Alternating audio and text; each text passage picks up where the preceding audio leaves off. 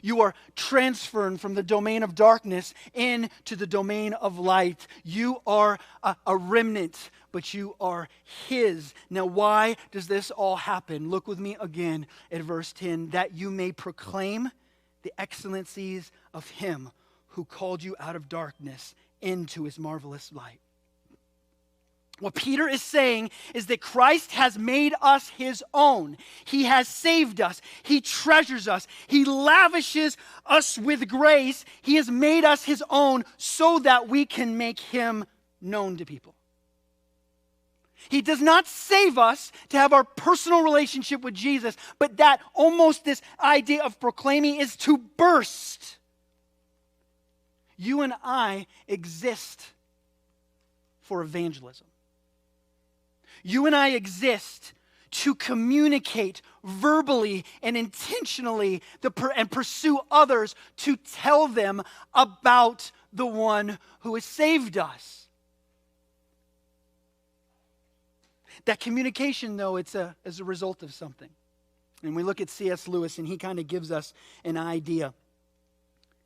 This thing that is not reserved only for professional Christians like myself, this thing C.S. Lewis tells us about evangelism. He says, I think we delight to praise what we enjoy because the praise not merely expresses but completes the enjoyment.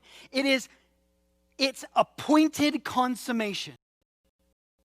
What does that mean? That means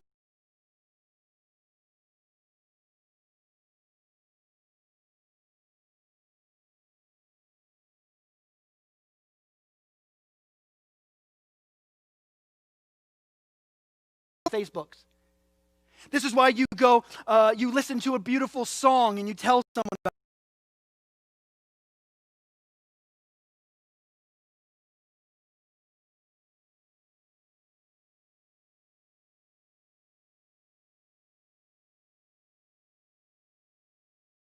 I think has led a year of a theme of evangelism, actually communicating God's truth to people in various aspects, in various ways. And I was reading this book. It's actually Mike Evans' Boss, this book that he wrote. And this is it. And just listen. Praise is the most natural thing in the world for us, and we do it all the time. We brag about our favorite sports teams. We rave about restaurants. We shamelessly tell others about the deals we find online. We can't stop talking about the latest or last vacation. We adore musicians, endorse politicians, and fawn over celebrities. We promote our kids' school and teachers, I put that part in there, and post about our morning coffee. We sing the praises just about anything, even gluten-free pizza. But ask us to raise our voices in praise to God outside of the weekend worship, and we struggle to string together a whole sentence. While I include myself here, demonstrate an incredible ability to proclaim the glories of endless earthly triviality, we somehow stutter and stammer at the opportunity to speak with others about our heavenly hope. So it is obvious. Our gospel silence isn't because our mouths are broken. It's because our hearts are. Because if we worship God as we should, our neighbors, coworkers, and friends will be the first to hear about it. We talk about what delights us. You did it this morning. What fills us comes out of us. And maybe the reason why we, or most of us, don't talk about Christ to people, or judgment, or redemption, or His kingdom, or what He's done, personal testimony. Maybe it's because we haven't been discipled in that direction. Like, maybe that's what's going on. But just possibly could it be because we simply don't delight in Him? There is no condemnation for those who are in Christ Jesus. That means you are not saved because you share the gospel with people. But goodness gracious, if it's the best news you've ever had, if it's the thing that transformed my life, why don't I say more? It's because I don't delight. See, what we delight in fills us, and it's built into it for it to come out of us. And maybe the reason why it doesn't come out of us is because we're filled with less interesting things. My friends, our identity, the way forward, is for us to understand that we are a new people. Y'all, we are a new people, and we have a job that is to declare the excellencies. That means the things that I've experienced, to tell people about it. It is the greatest privilege on the planet for us to pursue people, to see them know and follow Jesus.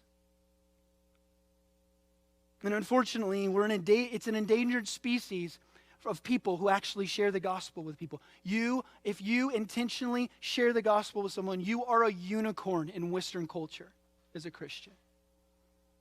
And I think we need more unicorns. Just like Israel was saved to be a light to the nations, so are we. But we can't just be talkers. Because what he's about to do is he's about to tell us that the talk, there's something that undergirds the talk, and it's the life that is private, and it's the life that is public. Verse 11, beloved, I urge you as sojourners and exiles to abstain from the passions of the flesh, which wage war against your soul. So your job is to know who you are, to be saved by Christ, be filled with that, let that come out of your mouth. But then, beloved, let's make sure we get this, that you abstain from the passions of the flesh, which wage war against your soul. The way forward for us, one of the big elements is for us to identify, when we live in a culture like ours, what the main enemy is. It's very easy to forget who the main enemy is in the coming season. And that main enemy is you. It is me. What Peter is saying is our personal lives matter.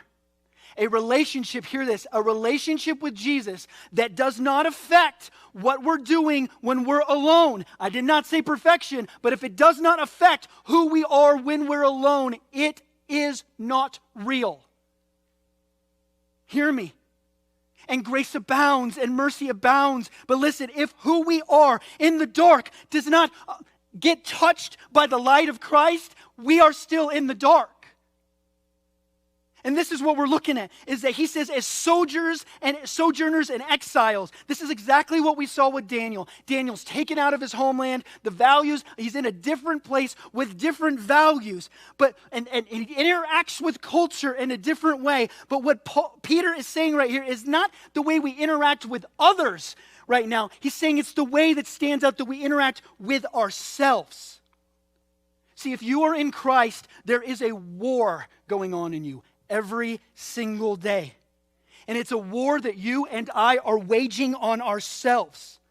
It is the sinful, broken part of us that we inherited from our first parents.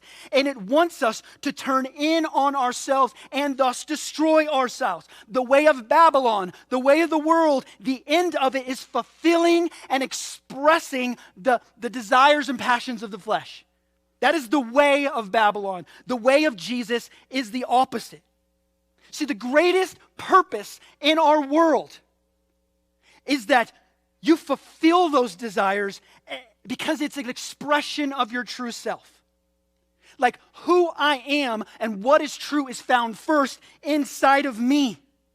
And you buy wholeheartedly into that flesh or whatever it says. So whether it's attraction to the same sex or sex before marriage, whether it's addictive behavioral, alcohol, it's just on the weekends, whether it's substances, whether it's a love for money or covetousness,